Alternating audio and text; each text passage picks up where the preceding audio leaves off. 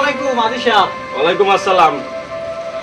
আমি দ্বারা তো আইছিলাম একটা কথা কমু, মানে কেমনে কমু এত কি কবি তাড়াতাড়ি কর, আমার আবার কাজ আছে।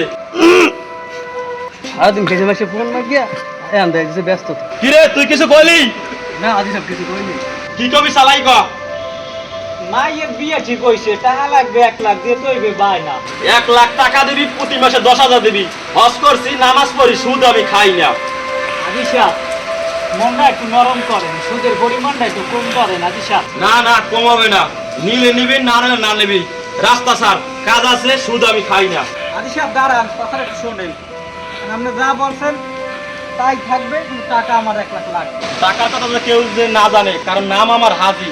1 লাখ টাকা নিয়ে প্রতি মাসে 10,000 দেবা, এই জন্য আমি রাজি। আচ্ছা সব ঠিক আছে আদি সাহেব, কারণ আমি আপনার সব কিছুতেই রাজি।